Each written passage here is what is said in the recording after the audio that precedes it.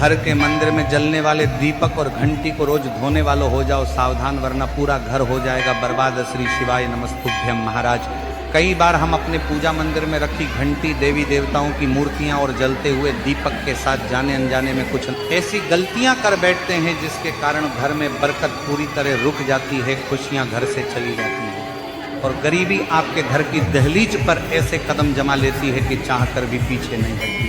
तो महाराज, हो सकता है कि आप भी अनजाने में वही गलतियां दोहरा रहे हैं, इसीलिए आपके पास धन टिक ही नहीं पा रहा है, घर में हमेशा अशांति का माहौल बना रहता है। तो इन सभी समस्याओं से मुक्ति के लिए आज के इस वीडियो में हम आपको पूजा मंदिर से जुड़ी रहस्यपूर्ण और महत्वपूर्ण जानकारी देने वाले हैं।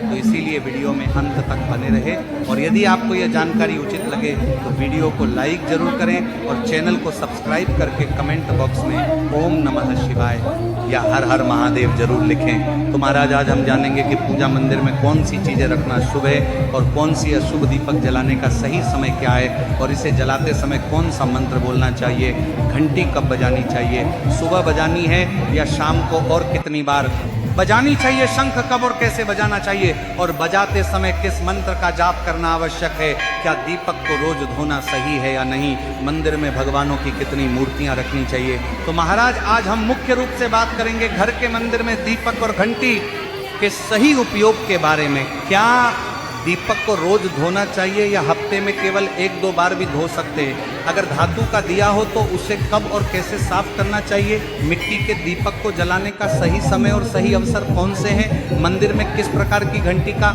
उपयोग सबसे शुभ माना जाता है?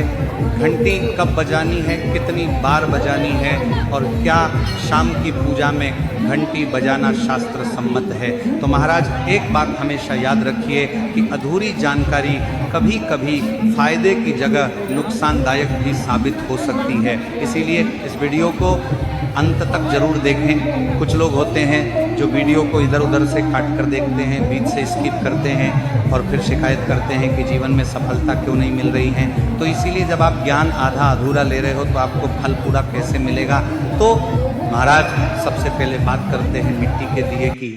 ये साधारण सा दिखने वाला दिया वास्तव में शुद्धता और पवित्रता का प्रतीक है।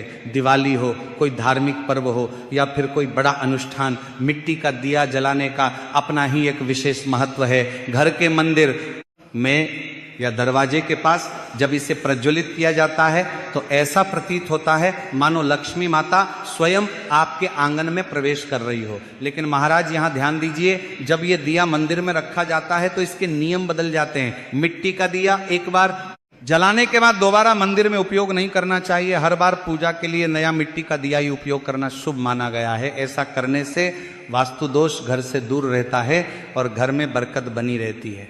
अब महाराज, जरा सोचिए, हम में से कितने लोग हैं जो इस नियम का पालन करते हैं? अक्सर हम एक ही मिट्टी के दिए को बार बार इस्तेमाल करते रहते हैं, ये सोच कर कि इससे क्या फर्क पड़ेगा। लेकिन यही छोटी सी लापरवाही धीरे धीरे हमारे जीवन में नकारात्मकता का कारण बन जाती है। शास्त्रों में कहा गया है कि जो वस्तु एक बार अग्नि और पूजा में उपयोग हो चुकी हो उसकी ऊर्जा बदल जाती है, इसलिए उसे बार बार उपयोग करना उचित नहीं माना गया है। इसीलिए जब भी आप विशेष पूजा करें, त्योहार हो या कोई व्रत हो, तो नए मिट्टी के दीपक का ही उपयोग करें। इससे आपके घर में शुद्धता और सकारात्मक ऊर्जा का संचार बना रहेगा। अब महाराज, बात करते हैं धातु के दिए की, क्योंकि आजकल अधिकतर घरों में पीतल या तांबे के दिए का ही उपयोग किया जाता है। आपने देखा होगा कि ये दिए दिखने में बहुत सुंदर होते हैं और लंबे समय तक चलते हैं, लेकिन क्या केवल सुंदरता ही पर्याप्त है? बिल्कुल नहीं।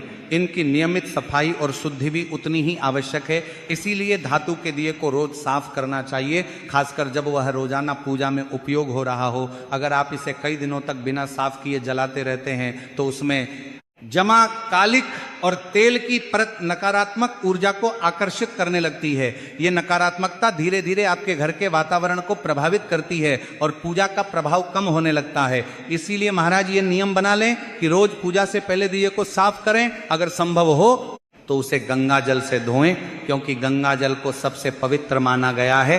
गंगा जल से धोने से दिया केवल बाहर से ही नहीं बल्कि ऊर्जा के स्तर पर भी शुद्ध हो जाता है। अगर गंगा जल उपलब्ध नहीं है तो साफ पानी से धोकर उसे अच्छी तरह पोंछ लें और फिर उपयोग करें। लेकिन हफ्ते में कम से कम एक बार गंगा जल से शुद्धि अवश्य करें।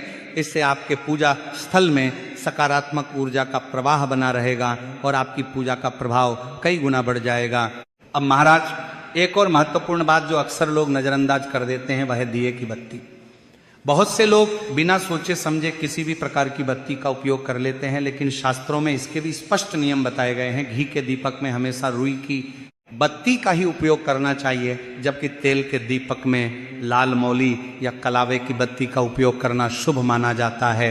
रुई की बत्ती से निकलने वाली लौ स्थिर और शांत होती है, जो मन को एकाग्र करने में मदद करती है। वहीं मौली की बत्ती से वातावरण में एक विशेष प्रकार की ऊर्जा उत्पन्न होती है, जो नकारात्मक शक्तियों को दूर रखने में सहायक होती है। और महाराज ध्यान दीजिए, एक और गूढ़ बात, कभी भी एक ही स्थान पर घी और तेल का दीपक बहुत पास पास नहीं जलाना चाहिए। दोनों की प्रकृति अलग होती है और उनकी ऊर्जा भी अलग होती है। अगर इन्हें गलत तरीके से एक साथ रखा जाए तो ऊर्जा का संतुलन बिगड़ सकता है। इसलिए यदि आप दोनों दीपक जला रहे हैं तो उनके बीच थोड़ा अंतर अवश्य रखें। इससे आपके पूजा स्थल की ऊर्जा संतुलित बनी रहेगी और आपको अधिक सकारात्मक परिणाम प्राप्त होंगे। अब महाराज बात करते हैं दीपक जलाने के सही समय। तो महाराज दीपक कभी भी किसी भी समय नहीं जलाना चाहिए, इसका भी एक निश्चित समय होता है। सबसे शुभ समय होता है ब्रह्म मुहूर्त या सूर्योदय का समय, जब वातावरण सबसे अधिक शुद्ध और शांत होता है।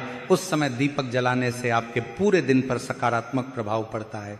दूसरा समय होता है शाम का, जब सूर्य अस्त होने लगता है और गोधूली बेला होती है। इस समय दीपक जलाना अत्यंत शुभ माना जाता है, क्योंकि यह अंधकार को दूर करने का प्रतीक है।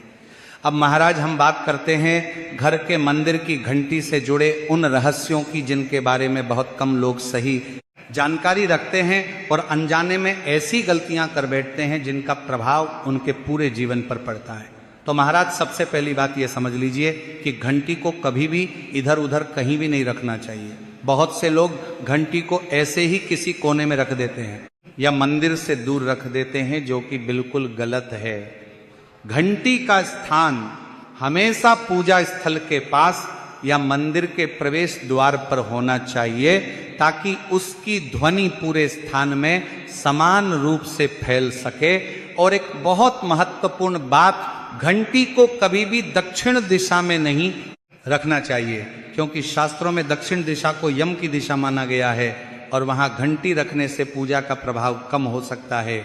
इसलिए हमेशा ध्यान रखें कि घंटी का स्थान सही दिशा में हो, ताकि आपकी पूजा का पूरा फल आपको प्राप्त हो सके। अब महाराज बात करते हैं कि किस प्रकार की घंटी सबसे शुभ मानी जाती है।